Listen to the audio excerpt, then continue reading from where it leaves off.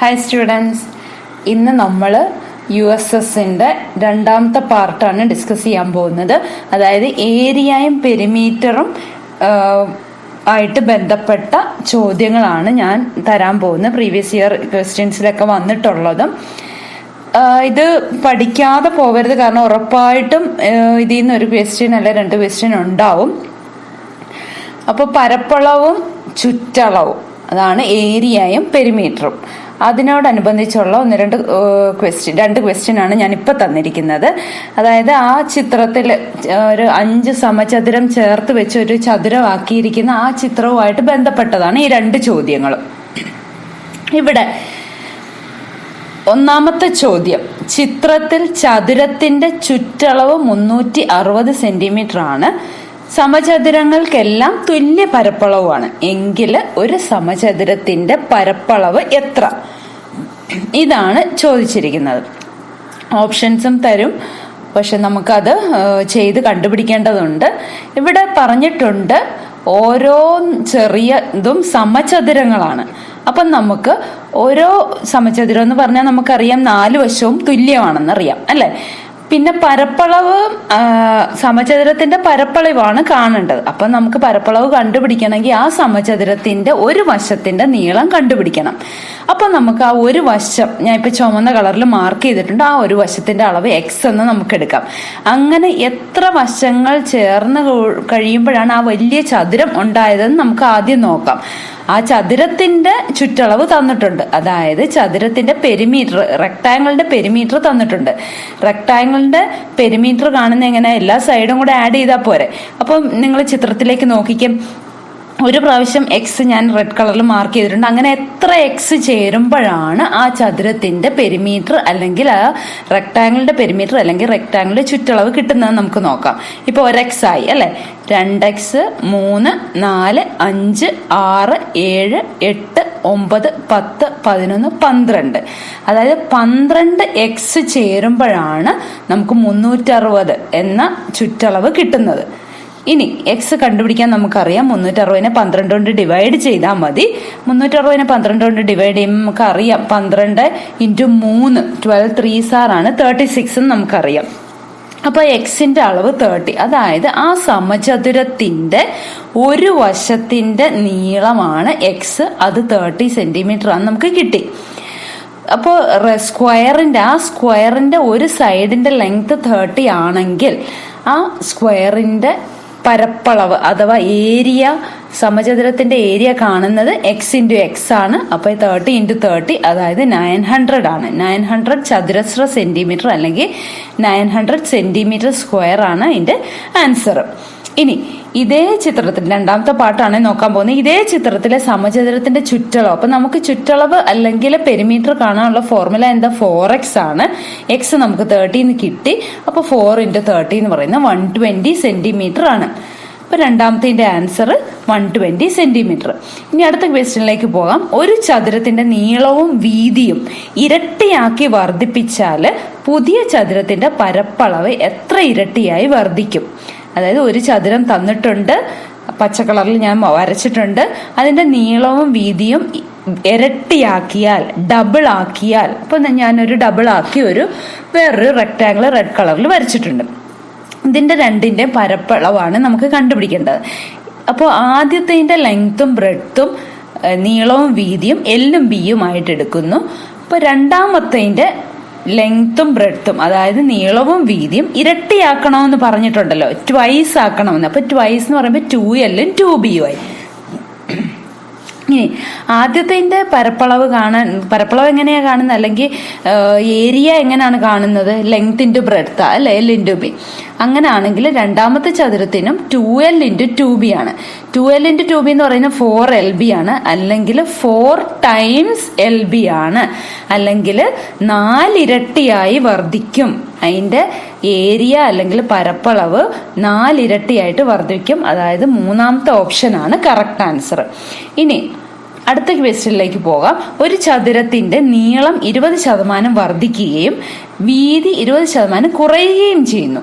അങ്ങനെ മറ്റൊരു ചതുരം നിർമ്മിച്ചു എങ്കിൽ അതിന്റെ പരപ്പളവിൽ വരുന്ന മാറ്റം, അതായത് ഫസ്റ്റ് റെക്ടാങ്കിളിന്റെ ലെങ്ത്തും ബ്രെഡ്ത്തിലും മാറ്റം വരുത്തുന്നു.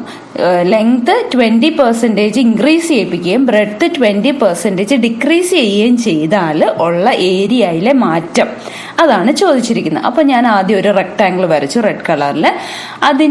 അതിനേക്കാളിലും നീളം കൂടുകയും വീതി കുറയുകയും ചെയ്ത് രണ്ടാമത്തെ റെക്ടാങ്കിളും വരച്ചു. അപ്പൊ ആദ്യത്തെ റെക്ടാങ്കിളിന്റെ ലെങ്ത് എല്ലും ബ്രെഡ്ത്ത് ബിയും, നീളം എല്ലും വീതി ബിയും ആയിട്ട് എടുക്കുന്നു. അങ്ങനാണെങ്കിൽ 20% അല്ലെങ്കിൽ 20% എന്താ 20/100 20% ആണ് നമുക്ക് കൂട്ടുകയും കുറയ്ക്കുകയൊക്കെ ചെയ്യേണ്ടത്. അപ്പൊ 20/100 എന്ന് പറഞ്ഞാൽ 1/5 ആണ്. ഇത് നമുക്കറിയാവുന്ന കാര്യമാണ്. ഇനി രണ്ടാമത്തെ ചതുരത്തിൽ നീളം എല്ലിനെ 1/5 ഓഫ് എല്ല് കൂട്ടണം അല്ലെ, 1/5 ഭാഗം കൂടെ കൂട്ടണം. 20% എന്ന് പറയുന്നത് 1/5 ഭാഗമാണ്. അതും കൂടെ കൂട്ടുമ്പം 6/5 ഇൻറ്റു എല്ലാവും. അതുപോലെ ബ്രെഡ്ത്ത് 20% കുറയ്ക്കണം, അതായത് 1/5 ഭാഗം കുറയ്ക്കണം. അപ്പൊ 4/5 എല്ലാവും. ഇനി ഓരോന്നിന്റെയും പരപ്പളവ് അഥവാ ഏരിയ ആണ് കാണേണ്ടത്. അപ്പൊ ആദ്യത്തെ പിക്ചറിന്റെ ഏരിയ എന്ന് പറയുന്നത് L/B ആണ്. രണ്ടാമത്തെ പിക്ചറിന്റെ ഏരിയ എന്ന് പറയുന്നത് ആ രണ്ടാമത്തെ ചതുരത്തിന്റെ നീളവും വീതിയും തമ്മിൽ മൾട്ടിപ്ലൈ ചെയ്യുക ചെയ്യേണ്ടത്, ഗുണിക്കുക ചെയ്യേണ്ടത്. അപ്പൊ 4/5 L ഇൻറ്റു വീതി 4/5 B ആണ്. അപ്പൊ മൾട്ടിപ്ലൈ ചെയ്യുമ്പോൾ ന്യൂമറേറ്ററുകൾ തമ്മിൽ മൾട്ടിപ്ലൈ ചെയ്യുക, അംശവും ഛേദവും മൾട്ടിപ്ലൈ ചെയ്യണമല്ലോ. അപ്പം 6 4 24 5 25. അപ്പൊ 24/25 LB എന്ന് കിട്ടി. ഇനി നമുക്ക് പെർസെൻറ്റേജിലാണ് അല്ലെ ശതമാനത്തിലാണ് കിട്ടേണ്ടത് അല്ലെ. നമുക്കറിയാം ശതമാനം എന്ന് പറഞ്ഞാൽ ഡിനോമിനേറ്റർ 100 ആയിട്ട് കിട്ടണം. 100 വരണമെങ്കിൽ 25നെ 4 കൊണ്ട് മൾട്ടിപ്ലൈ ചെയ്താൽ മാത്രമേ 100 കിട്ടത്തുള്ളൂ. അതുപോലെ മുകളിലും 4 കൊണ്ട് ഗുണിക്കുക. അപ്പൊ 24 × 4 എന്ന് പറയുന്നത് 96 ആണ്. 25 4s are 100 ആണ്. 96/100 LB എന്ന് പറയുന്നു. ഇത് നോക്കിക്കേ, ആ ഫ്രാക്ഷൻ എന്ന് പറയുന്നത് ന്യൂമറേറ്റർ 100-നേക്കാളും ചെറുതാണ് അല്ലെ, അതായത് അതിന്റെ ശതമാനം കുറവാണ് അല്ലെ. എത്ര ശതമാനം കുറവ്? 100-ൽ നിന്ന് 96 കുറയ്ക്കുമ്പം 4 കിട്ടുന്നത്. 4% കുറവായിരിക്കും രണ്ടാമത്തെ ചതുരത്തിന്റെ ഏരിയ അല്ലെങ്കിൽ പരപ്പളവ്. മനസ്സിലായല്ലോ? അപ്പോൾ 96/100 96/100 ആണ്. അതായത് 100-ൽ നിന്ന് 96 കുറയ്ക്കുമ്പോൾ 4 കിട്ടുന്നത്. ആ 4% കുറവായിരിക്കും വരുന്നത്. ഇനി അടുത്ത ചോദ്യത്തിലേക്ക് കിടക്കാം. ഒരു ത്രികോണത്തിന്റെ വശങ്ങൾ 3 സെന്റിമീറ്റർ 4 സെന്റിമീറ്റർ 5 സെന്റിമീറ്റർ വീതമായാൽ അതിന്റെ പരപ്പളവ് എത്ര? ഇവിടെ 3 4 5 ആ നമ്പർ കാണുമ്പോഴേ നമുക്ക് മനസ്സിലാക്കണം അതൊരു മട്ട ത്രികോണമാണ്, അല്ലെങ്കിൽ ഒരു റൈറ്റ് ആംഗിൾ ട്രയാംഗിൾ ആണ്. എന്താന്ന് വെച്ചാല് 3 4 5 എന്നുള്ള ഒരു പൈതഗോറിയൻ ട്രിപ്ലറ്റ് ആണ്. അത് പൈതഗോറിയൻ ട്രിപ്പിൾസ് എന്ന് പറഞ്ഞാൽ എന്താ? അതായത് ഈ 3 വശങ്ങൾ ചേരുമ്പോൾ ഒരു മട്ട ത്രികോണം അല്ലെ റൈറ്റ് ആംഗിൾ ട്രയാംഗിൾ കിട്ടും. നമുക്കറിയാം ഒരു റൈറ്റ് ആംഗിൾ ട്രയാംഗിളിന്റെ അല്ലെ മട്ട ത്രികോണത്തിന്റെ ഹൈപ്പോട്ടന്യൂസ് ആണ് ഏറ്റവും നീളം കൂടിയ വശം. അപ്പൊ 5 ആണ് നീളം കൂടിയ വശം ഇവിടെ. ഇനി ഈ ചോദ്യം കംപ്ലീറ്റ് സോൾവ് ചെയ്തിട്ട് നമുക്ക് പൈതഗോറിയൻ ട്രിപ്പിൾസിനെ പറ്റി ഞാൻ പറഞ്ഞുതരാം. ഓക്കെ, അപ്പോ ഇവിടെ റൈറ്റ് ആംഗിൾ ട്രയാംഗിൾ അല്ല മട്ടത്രികോണാണ്. മട്ടത്രികോണത്തിന്റെ ഏരിയ കണ്ടുപിടിക്കുന്നത് അല്ലെ പരപ്പളവ് കണ്ടുപിടിക്കുന്നത് ½ ആണ്. 1/2 ഇൻറ്റു B എന്ന് പറയുന്ന ബേസും H എന്ന് പറയുന്ന ഹൈറ്റുമാണ്. അപ്പൊ 1/2 ഇൻറ്റു 3 ഇൻറ്റു 4, അതായത് ആൻസർ എത്രയാണ്? 6. അതായത് 3 2s are 6 വരും. ഒന്നാമത്തെ ഉത്തരമാണ് കറക്റ്റ്. ഇനി പൈതഗോറിയൻ ട്രിപ്പിൾസിനെ പറ്റി ഞാൻ പറയാം. അതായത് പൈതഗോറിയൻ ട്രിപ്പിൾസ് എന്ന് പറഞ്ഞാൽ ഒരു ത്രികോണത്തിന് 3 വശങ്ങളാണ് ഉള്ളത്. ആ പൈതഗോറിയൻ തിയറം നമുക്കറിയാമല്ലോ. Hypotenuse square equal to base square plus altitude square. ഇനി ആ 3 വശങ്ങൾ റൈറ്റ് ആംഗിൾ ട്രയാംഗിൾ ആയിട്ട് വരുന്ന കുറച്ച് ട്രിപ്പിൾസ് നമ്മൾ ഓർത്തിരിക്കണം. ഇവിടെ ഞാനതൊരു ടേബിൾ ആയിട്ട് തന്നിട്ടുണ്ട്. ഇവിടെ പച്ച കളറിൽ മാർക്ക് ചെയ്തിരിക്കുന്ന നമ്പറാണ് അതിന്റെ ഹൈപ്പോട്ടന്യൂസ്. മറ്റേ 2 വശങ്ങൾ അങ്ങോട്ടും ഇങ്ങോട്ടും മാറിയാൽ കുഴപ്പമില്ല. അങ്ങനെ നമുക്ക് എത്ര വേണമെങ്കിലും ഉണ്ടാക്കാം. അപ്പൊ ഈ ട്രിപ്പിൾസ് ഒന്ന് ഓർത്തിരിക്കുക. ഈ പൈതഗോറസ് തിയറം സാറ്റിസ്ഫൈ ചെയ്യുന്ന നമ്പേഴ്സ് ആണ് പൈതഗോറിയൻ ട്രിപ്പിൾസ് ആയിട്ട് അറിയപ്പെടുന്നത്. അപ്പൊ ഈ നമ്പേഴ്സ് കുറച്ച് നമ്പേഴ്സ് എങ്കിലും ഒന്ന് ഓർത്തിരിക്കുക. ഇനി അടുത്തൊരു ചോദ്യം നമുക്ക് നോക്കാം. താഴെ പറയുന്ന രൂപങ്ങൾക്കെല്ലാം ഒരേ ചുറ്റളവാണ് എങ്കിൽ ഏറ്റവും കൂടുതൽ പരപ്പളവ് ഏതിനായിരിക്കും? ഇവിടെ സർക്കിളും ട്രയാങ്കിളും സ്ക്വയറും റെക്ടാങ്കിളും, വൃത്തം, ത്രികോണം, സമചതുരം, ചതുരം 4 പടം തന്നിട്ടുണ്ട്. ആ 4 ഷേപ്പിലും ഒരേ പെരിമീറ്ററുമാണ്.